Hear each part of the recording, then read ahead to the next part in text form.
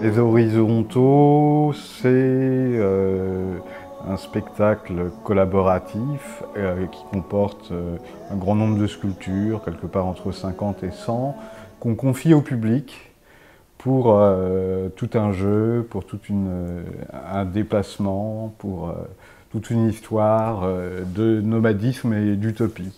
Un groupe qui marche ensemble et qui, à chaque fois qu'il s'arrête, réfléchit à son système politique. Et choisit un système politique différent pour le lendemain.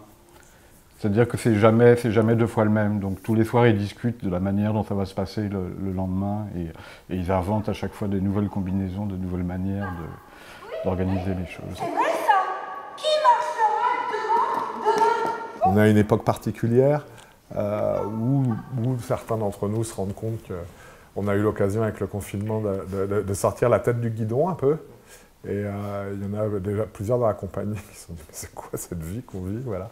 Il y a un petit peu ça dans le projet, des gens très différents qui font un moment population, qui font groupe et qui réinventent leur façon d'être ensemble quotidiennement, leur façon de fonctionner ensemble et leur façon de vivre. Et s'il n'y avait pas de chef du tout? Tip, mon garçon. Demain, on tirera à la courte paille pour savoir qui donnera le signal du départ. Moi, je suis très attaché à ce projet qu'on travaille ici, les horizontaux. On est vraiment au cœur de ce qu'est la préoccupation de la compagnie, c'est-à-dire inventer peut-être un nouveau rapport à l'objet sculpté, pouvoir travailler comme sculpteur à des objets qui vont aussi permettre de raconter des histoires, qui sont aussi un peu des jouets, qui sont en tout cas pas des sculptures destinées à être posées sur des plots dans une galerie. Notre façon de faire de l'art contemporain, c'est la façon dont on essaye de s'adresser à nos contemporains, en travaillant dans l'espace public, mais aussi en faisant passer des objets dans les mains du public. L'idée, elle vient du fait que Jean-Baptiste, et moi aussi d'ailleurs, mais on a joué avec nos enfants, avec des Playmobil, etc. Donc on est comme souvent avec les projets des grandes personnes, on est finalement en train de continuer nos jeux d'enfants. Barre de la fouineuse, quelqu'un de costaud pour porter le fagot. Au début, la scène d'introduction, on invite chacun à choisir un personnage. Ou ça peut être aussi un mouton, ou un chameau, ou un âne. Ouais. Et puis, on s'en empare et on part ensemble. Oh, on est presque prêt dans le fond. Ici. Tout le monde est là? On part ensemble et on bouge ensemble. Et je pense qu'il y a presque je dirais pas une chorégraphie, mais enfin si, un mouvement collectif. Et il se passe des choses déjà pendant les déplacements. Et puis on s'arrête pour bivouaquer. Et là, on installe les statuettes qui vont se réunir, discuter, justement avoir ces réunions politiques, mais aussi faire du feu, faire à manger, s'installer pour dormir, etc. Qui m'aide à faire du feu? C'est un rapport aussi plus horizontal avec le public, c'est-à-dire qu'on lui confie des sculptures, il est invité à intégrer le spectacle. C'est moins la verticalité ou la hiérarchie qui veut qu'on dirige, que le regard du spectateur, sa position, etc. soit régi par un commandement supérieur. Là, il y a plus de liberté, plus d'horizontalité. Alors là, on est vraiment au tout début du projet. C'est la première résidence qu'on fait, c'est vraiment le début du travail. Mais on a dans l'idée que plus le spectacle va avancer, plus le public va jouer, plus son implication va être forte dans les échanges, dans la manipulation. Les gens ont besoin d'aventures collectives. Et ça, ce spectacle, ça va être pour nous une aventure collective qui se réinventera, qui sera différente à chaque fois, même s'il y a un texte écrit, s'il y a une trame précise, qui est aussi une rencontre avec des gens où on va faire quelque chose tous ensemble. Non mais qui, ici, a décidé qu'il fallait changer d'emploi du temps, d'organisation, mais tous les jours?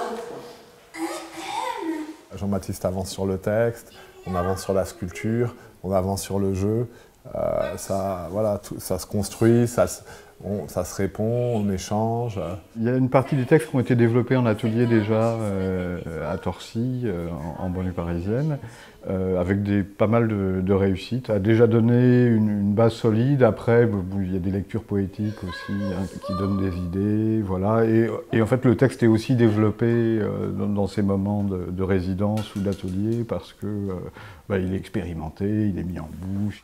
Sera chef celui ou celle qui apportera le plat le plus abondant. Pendant ces 2 semaines qu'on a passées ici, on a eu un peu plus d'une dizaine voire une vingtaine d'habitants de Rouen ou de Sotteville qui sont venus participer, pas mal sur la sculpture et puis ces derniers jours sur le jeu aussi, puisque c'est très difficile de tester, d'avancer ce spectacle sans avoir de public avec nous.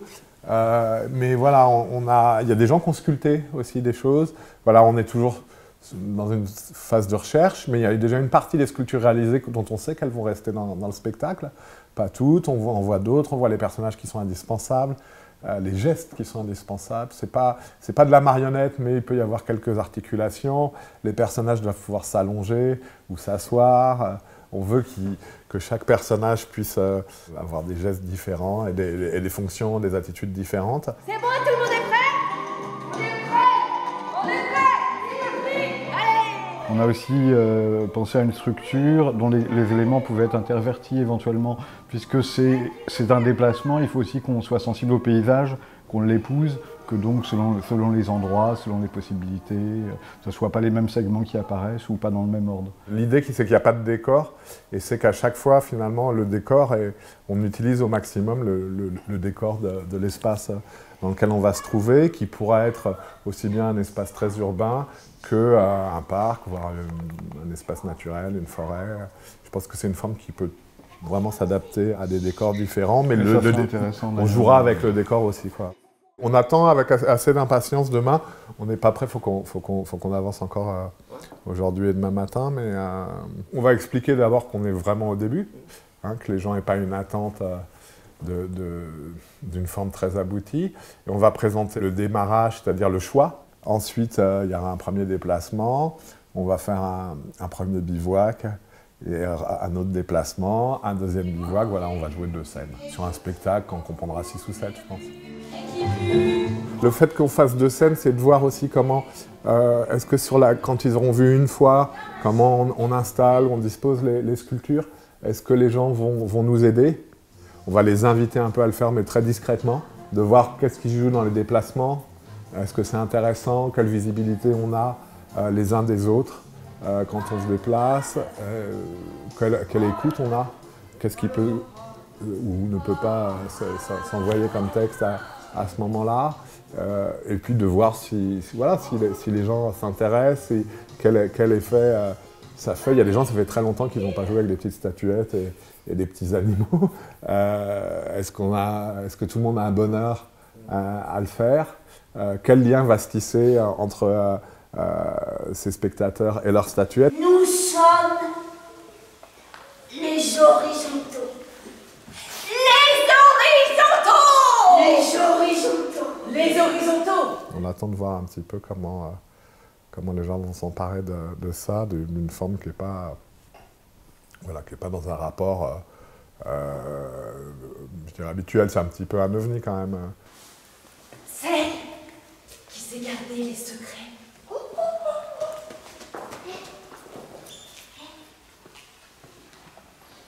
Moi je crois que pour être chef, il faut avoir le cœur pur, c'est-à-dire être généreux, secourir les autres, avoir du bon sens.